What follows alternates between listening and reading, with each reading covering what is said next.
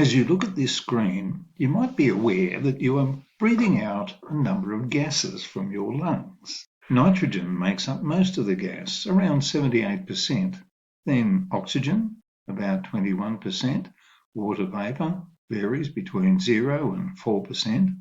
Argon, 1%. And finally, carbon dioxide between 0.04 and 0.05%. The carbon dioxide molecules you breathe out join the other 0.04, or just over 400 parts per million, that are in the atmosphere already.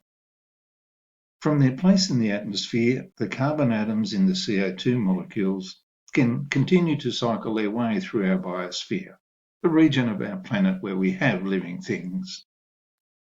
The next step in the cycle of the carbon dioxide could be to be absorbed by the leaves of plants or by the photosynthesizing bacteria and algae, either on land or in the sea. And when the carbon is held in this way, it's called fixed carbon. Photosynthesis is an important means of carbon fixation. It is fixed into glucose, then other molecules. From within the plant, the carbon could be released back into the atmosphere as the plant respires, as it uses up some of the energy it's stored. So that would be a fairly simple carbon cycle. Or the plant could die. As plants decompose, the carbon atoms are released again as carbon dioxide into the atmosphere, once more completing the cycle. Perhaps a herbivore might eat the plant. The herbivore could breathe out the carbon dioxide, or the carbon could be passed on to a secondary consumer, or even further up the food chain. Again, the carnivores and the omnivores might return the carbon to the atmosphere by breathing out. But carnivores and omnivores will eventually die and decompose, returning the carbon back to the atmosphere. So the carbon atoms go around and around in circles. However, this is only part of the story.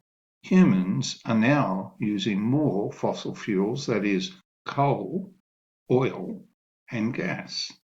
As these burn or are used to power machines, more and more carbon dioxide is added to the atmosphere. This, as we know, is adding to the problem of global warming.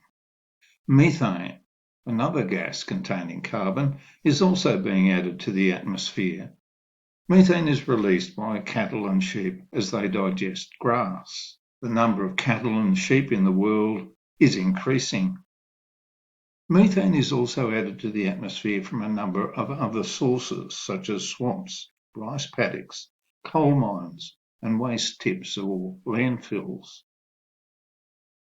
This methane in the atmosphere eventually breaks down into carbon dioxide and water as a result of the sun's rays. With the extra carbon dioxide coming from our use of fossil fuels, more of it is being absorbed by the oceans. As a result, the oceans are slowly becoming more acidic. So this is what is called the carbon cycle. In summary, it's carbon dioxide from the atmosphere being taken into living things and eventually returning to the atmosphere. However, the word recycle is not exactly the right word, as there is now a build-up of carbon dioxide as a result of the burning of fossil fuels.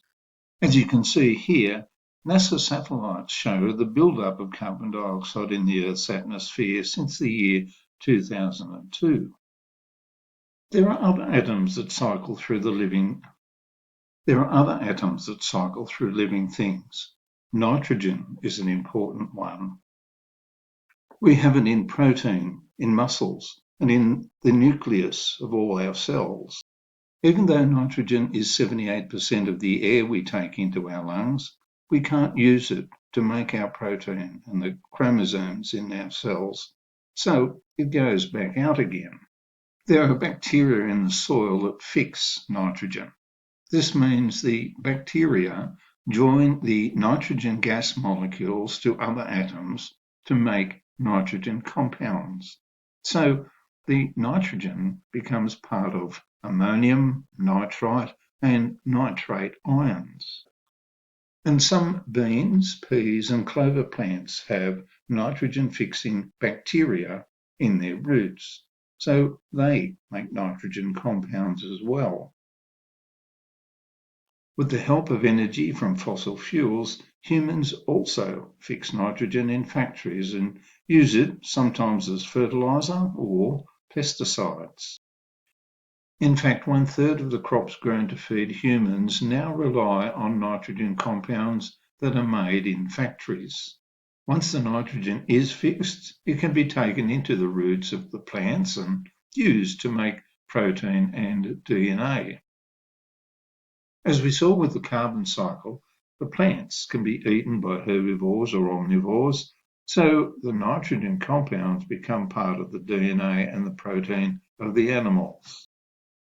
The animals and plants can return nitrogen compounds back to the earth as urine and other waste products, or they die and decompose. Other microorganisms known as denitrifying bacteria and denitrifying fungi can now help turn the urine, the animal dung, decomposing animals and plants back to nitrogen gas. Not all nitrogen compounds are turned back to nitrogen gas. Often, unused fertilizers are washed into streams and rivers and perhaps even end up in the sea.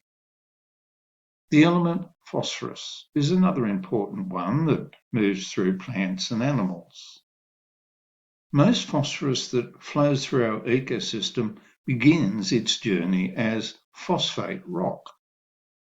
It is mined and then processed into superphosphate, which is used as fertilizer on crops that humans eat.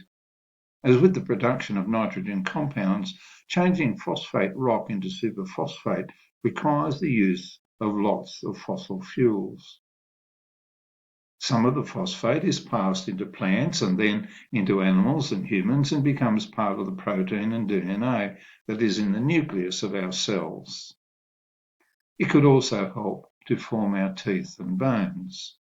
However, a large proportion of the phosphate does not remain in the soil on the farm.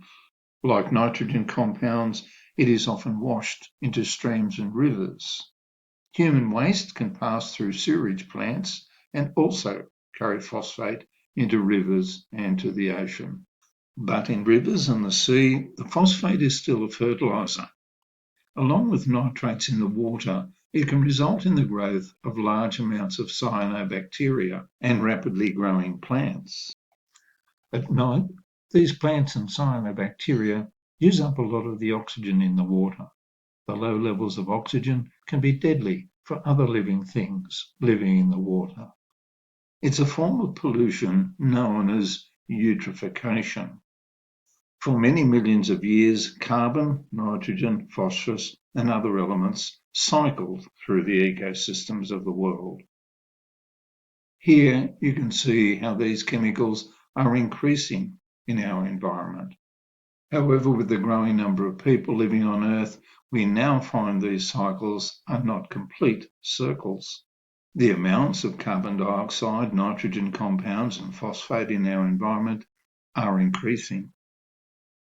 Perhaps they might be better named as flows instead of cycles. Regardless of the name, the increases are making important changes to our environment.